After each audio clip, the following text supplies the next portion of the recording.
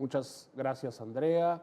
Un nuevo programa de Lejaim, una nueva oportunidad de conversar con Monseñor José Domingo Ulloa Mendieta, arzobispo de la ciudad de Panamá, un querido amigo a quien le damos la cordial bienvenida a nuestra casa, aquí a la congregación Kol Shelit Israel. Y hoy plantear un tema que es muy común en nuestra experiencia religiosa, que es la plegaria. ¿Por qué rezamos? ¿Escucha Dios nuestras plegarias? ¿Responde Dios nuestras plegarias? Eso desde que uno es niño va creciendo con esas preguntas y posiblemente en la medida que vamos creciendo y madurando tenemos nuevas perspectivas y creo que es un tema muy relevante para la experiencia espiritual de cada uno. Sí, es interesante este tema, ¿no? Y de estas preguntas que nos hacemos. Y incluso hay otras que tal vez a veces nos preguntamos, ¿oramos para que Dios cambie o somos nosotros los que tenemos que cambiar, ¿no? Ese es un tema que nos une a todos, incluso a los no creyentes, el tema de comunicarnos con ese trascendente, ¿no? Y sí creo que es un tema, incluso es curioso, es un tema que en este siglo XXI es muy actual y también hay definiciones para todos los gustos e incluso mucha gente, este tema es como muy receptivo, ¿no? Y qué importante entonces que nuestras comunidades de fe podamos realmente como orientar, ¿verdad?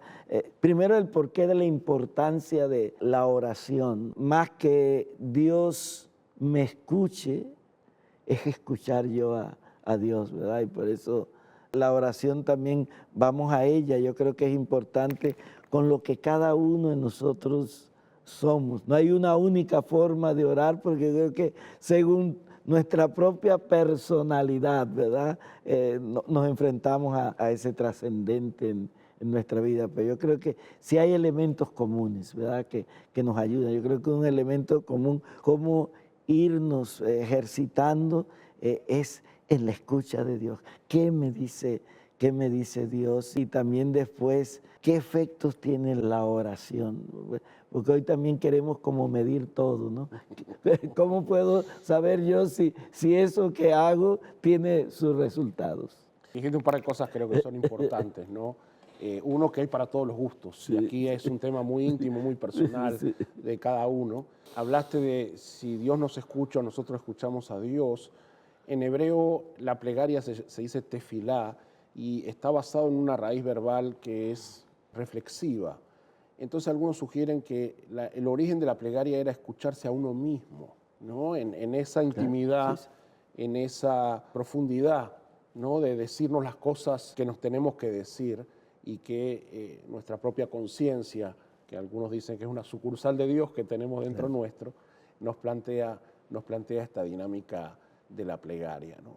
Y yo agregaría a eso que hay una dimensión comunitaria de la plegaria, ¿no? Reunirnos con otras personas a compartir la liturgia. Nosotros aquí en la sinagoga tenemos una frase que se alcanza a ver cuando se toma el paneo general, dice, en hebreo dice, Dalifnei mia taomet, sabe frente a quién estás parado.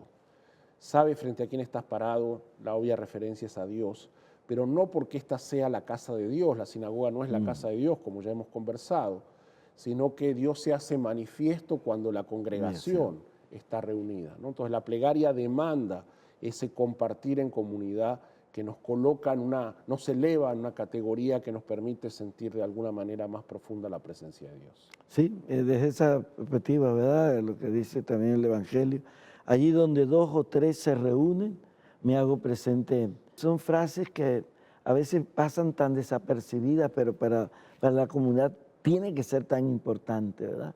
Nuestra reunión, el hermano me hace presente a Dios en mi propia vida, ¿no? Cómo descubrimos que en esa reunión somos como mediación para que el otro también pueda ir descubriendo a Dios, y esto nos lleva también a otro aspecto que yo creo que es bueno y a veces es muy sano meditar sobre la oración, ¿no? La oración también tiene que ver con el otro. Tiene que ver con el otro porque al final la oración también es un ente transformante en mi propia vida, ¿no? Aquello que hemos dicho alguna vez. ¿Por qué es importante orar? ¿Verdad? Porque es que la oración me permite a mí mirar las circunstancias de mi propia vida, pero la vida del hermano y la vida del mundo, mirarla desde la perspectiva de Dios. Y eso va cambiando el objetivo para cuando los juicios que a veces emitimos constantemente, ¿no? Y la historia nos da, ¿verdad? Estos grandes orantes siempre son hombres que arrastran y que se vinculan con la paz, la misericordia. ¿Por qué? Porque la oración va transformando la vida de cada uno de nosotros, ¿no? Nos va como asemejando al sentir y al querer de Dios. Sí, hay un teólogo judío que dice, la oración no cambia el mundo, pero cambia la forma en que yo miro el mundo, ¿no? Eso que tú decías apunta en ese sentido. Y creo que hay un elemento adicional que es que la liturgia nos da las herramientas de cómo las generaciones anteriores encontraron el mecanismo de conversar con lo trascendente. Para el hombre y la mujer de fe, este contacto con Dios es tan desafiante de encontrar el marco adecuado para desarrollarlo que nutrirnos de esas experiencias pasadas nos da la perspectiva, ¿no? Y ese es el valor de la liturgia que a veces no apreciamos. A veces pensamos que la liturgia es como un corset que nos encierra y que nos dice por aquí, pero no apreciamos que hay una sabiduría acumulada que nosotros tenemos que apropiarnos de eso para hacer que la experiencia de la plegaria sea verdaderamente inspiradora y que requiere disciplina, ¿no? Muchas veces la gente, a mí me pasa que tiene la fantasía de que, tú sabes, viene 15 minutos y va a sentir una epifanía y yo le digo, pero espera, viniste en carro, casi chocas 3 veces, vení acá, el tráfico, los nervios, llega a 5 minutos, hacemos magia, ¿no? La liturgia no es mágica. La liturgia requiere disciplina, entender los momentos de la plegaria, el significado, pero creo que es cuando se tiene ese conocimiento y esa repetición que da el plafón, entonces el espíritu puede elevarse y alcanzar definitivamente una experiencia inspiradora. Sí, cuando te escuchaba también pensaba, ¿no? En este otro aspecto litúrgico de la oración, también son los lugares de peregrinación. A mí me ayuda mucho, ¿no? Lugares de peregrinación, incluso la experiencia que hemos tenido en el Muro de los Lamentos, es mucho más que ir a orar, es recordar que hay millones de millones, durante siglos ha sido un lugar de oración, ¿no?